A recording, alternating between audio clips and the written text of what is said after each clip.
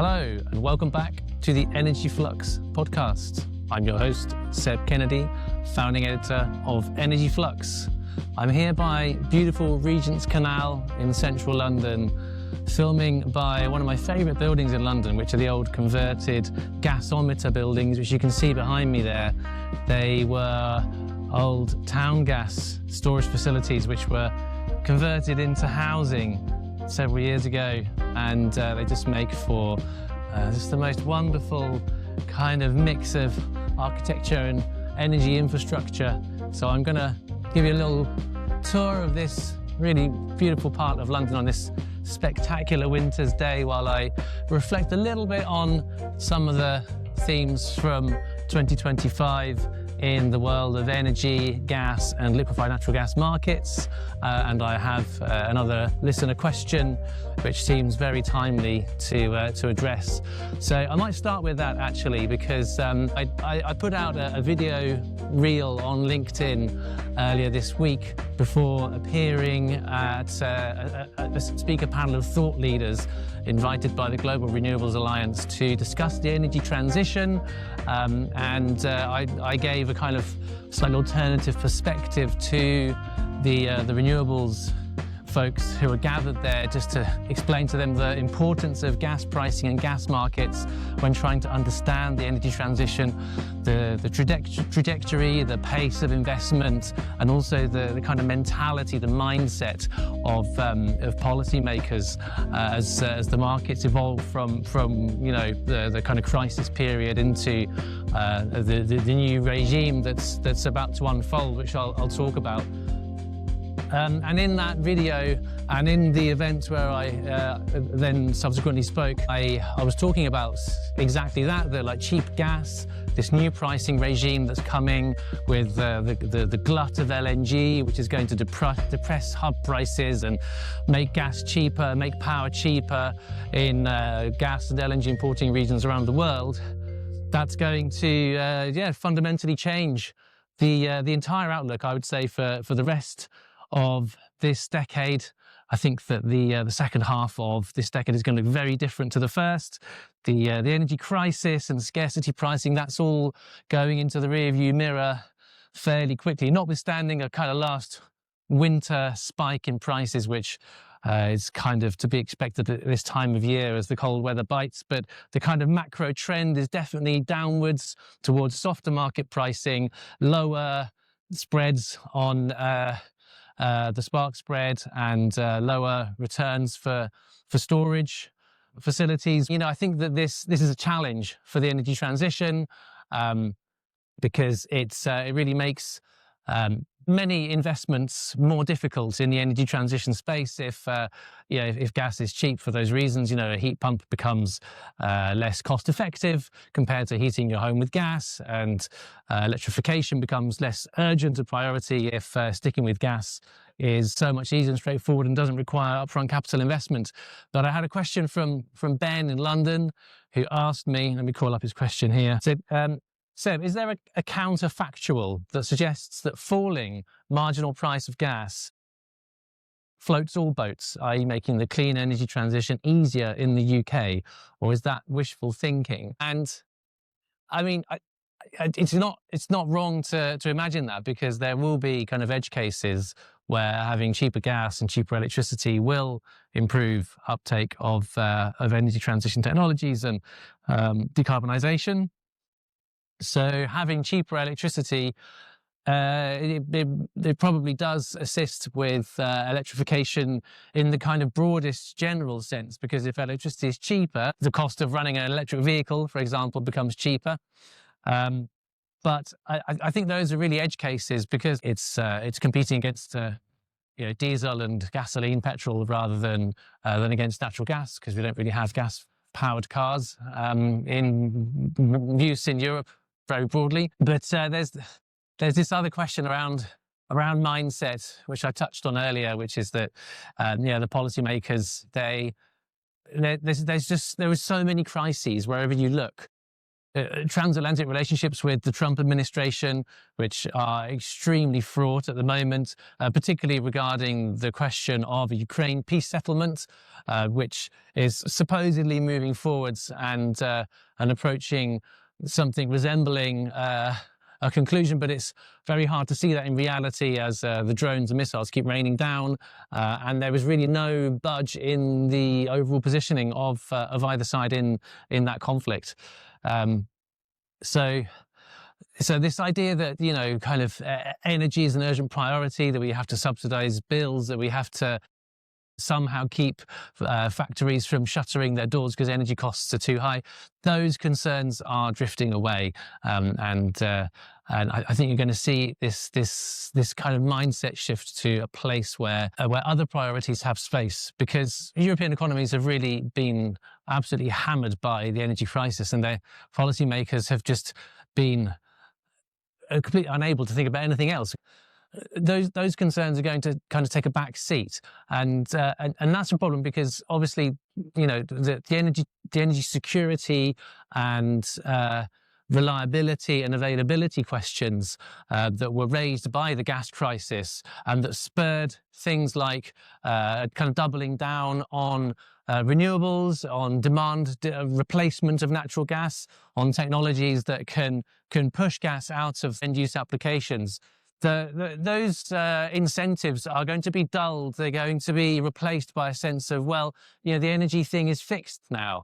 You know, the energy crisis is kind of fixed. We've got a few years. We can think about other things. We can think about migration. We can think about the rise of the far right in Western democracies. We can think about questions around, you know, social mobility, or the pernicious influence of mobile phones on the health and mental well-being of our young people, or we can think about all a myriad of kind of socio-economic issues that have really had to take second place during this really very kind of fraught few years. So, you know, it's hard for things like industrialization of the steel sector, or how to drive grey hydrogen out of refining with green hydrogen, or pushing to get that next 30-40% of the residual load decarbonised on power grids that are already kind of struggling to accommodate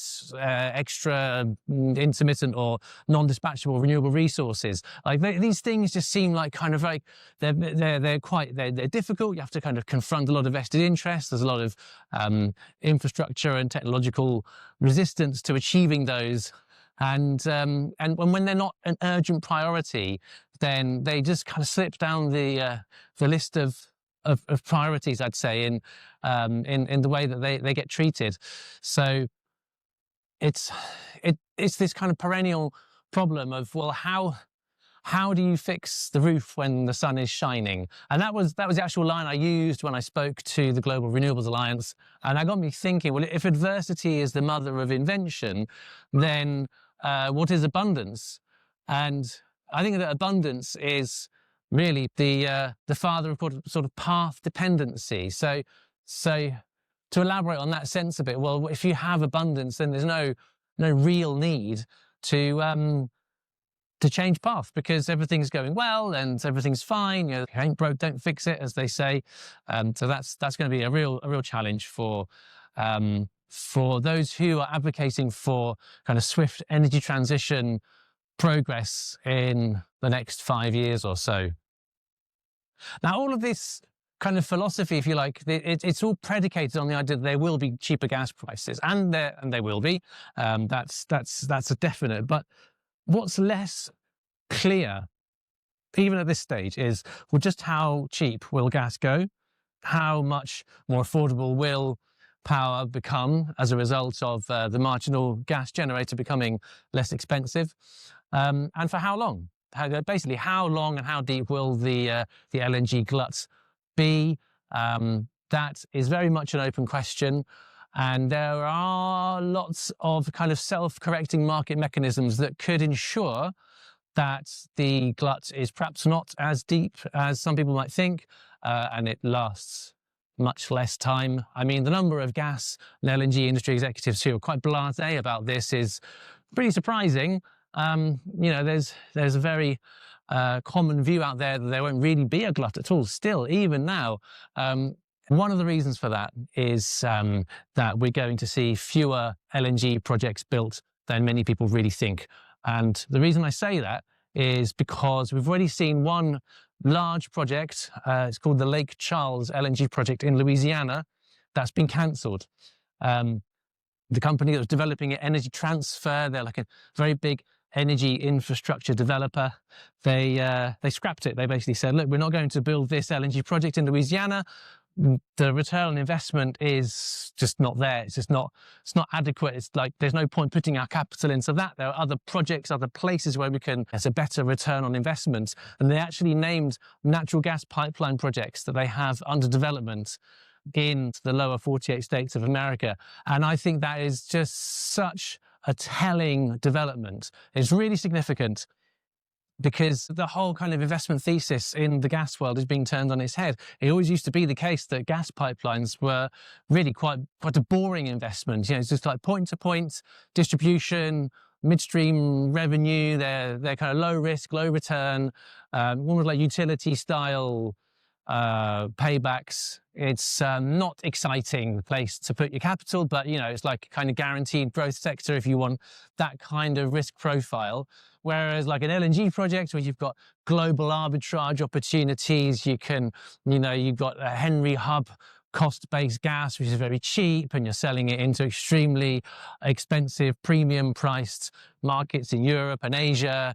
There's hundreds of millions of dollars potentially of margin to be made on shipping liquefied natural gas that's produced at that low cost base into those markets.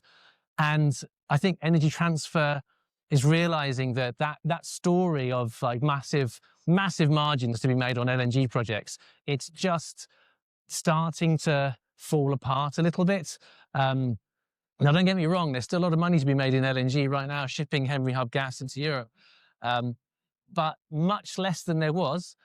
And the outlook, which is the most important thing, which is like, where is it going to be in the future when a lot of these projects that are still under development actually come online?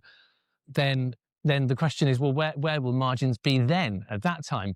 And that's the really tricky question to answer, because the futures markets are pricing in further compression of spreads between the US Gulf Coast and Europe and Asia, which I've talked about many times, both on this podcast and other industry events.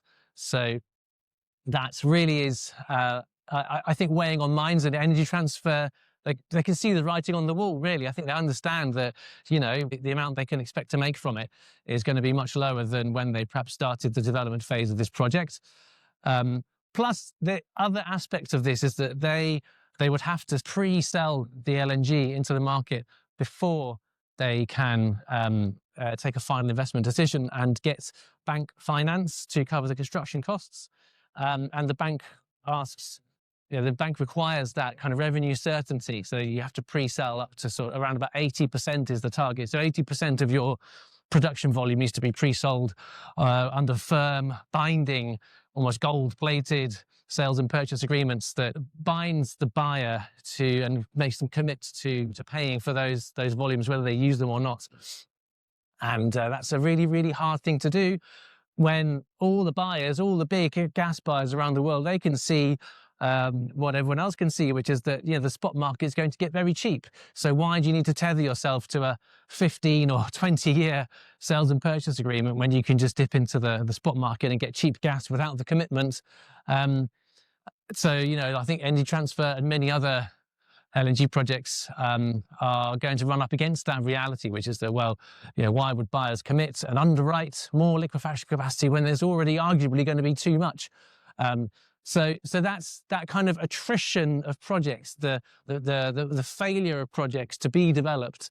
That's going to kind of potentially crimp off the end of the LNG glut, maybe make the glut a little bit less long, less deep, if projects that are scheduled to come online around 29, 2030, 2031 don't actually materialize. So that could affect the overall kind of arc of this abundant, cheap energy price place that I think we're going to head to as we face the second half of this decade. So bringing it back to the question about, well, does cheap energy really spell bad news for renewables? Well, I think if policymakers have learned anything from the last sort of 4 or 5 years, it's that this sector, the gas sector, which is so important to the benchmarking of energy transition investments, if they learn one thing about the gas sector, it's that it is incredibly volatile. The one thing you want to be afraid of is kind of consensus in this space, because the minute there's a consensus, then the market goes and proves everybody wrong. So this kind of consensus that we're going to have a glut is going to be very long, going to be very deep. I mean, I find it very compelling, but I do worry in the back of my mind that it becomes a bit too much of a mantra that doesn't get questioned. And I'm going to have to keep on my own toes and always reassess my own assumptions about where this trajectory is really heading, because if it changes, it can change dramatically, and it can catch a lot of people by surprise. Obviously, Russia's invasion of Ukraine, that was a total black swan event, but you never know what's around the corner. The potential for these markets to whipsaw from feast to famine and back again is really unlike anything it's ever been in the past. So there's a kind of word of warning around that. The next crisis is never that far away. We might have 5 years or more of cheap energy, but the gas industry itself is already saying there's going to be a shortage of liquefied natural gas, that they see demand continue to rise, and nobody wants to invest in LNG infrastructure. Well, they won't want to once this current clutch of projects comes online, because the returns will be much lower than many people anticipated. So there'll be this kind of go from a structural surplus to a structural deficit in the early 2030s. Of course, they are saying that because they want to tell the story to get more investment into the supply side. But the argument that they are making is implicitly saying that you really need to get off gas demand. You need to lower gas demand, lower gas dependency, because its pendulum is only going to keep swinging from feast to famine. And so the urgent need to fix that roof while the sun is shining is more urgent than ever.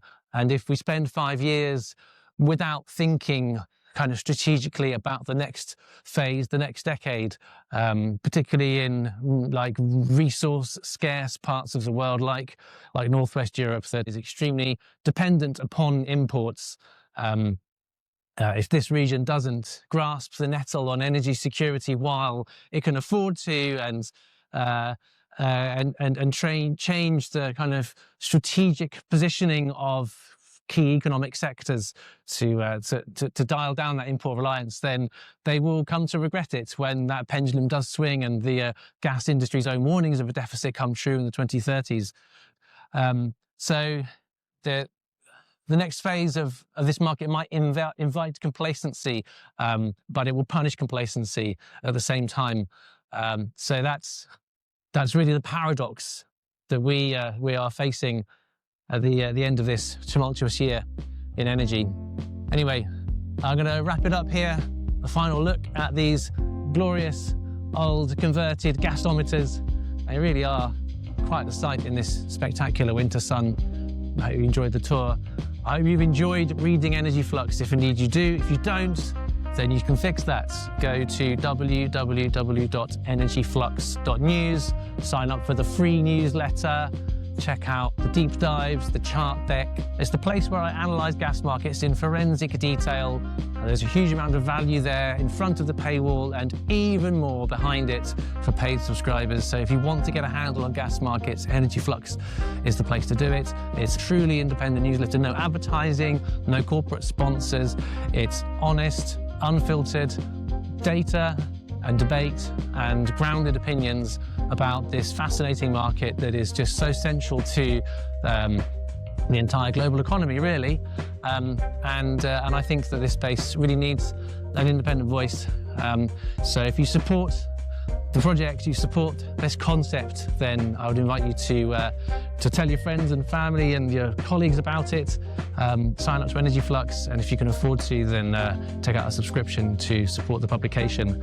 A huge, huge thank you to everybody who has listened, who has read, who has shared, who's engaged, who's asked questions. A big thank you to the data providers who I frequently quote in the newsletter, without whom it wouldn't be possible to undertake a lot of my analysis. They are Kepler and Spark Commodities. They are fantastic data providers, so I do appreciate having access to those invaluable resources. And to everybody that has shared quotes with me on the record, off the record, background briefings, who have challenged me, have asked questions, made me change my own view of things as well. This is such a fast-moving space that you can't be too wedded to your ideologies. You've got to keep asking the question about where are we really going, and the answer is always different. So that's why I'm going to keep doing this. I'm going to keep producing the podcast. I'm going to keep writing the newsletter. I'm going to keep engaging with people to figure this market out. So thank you again.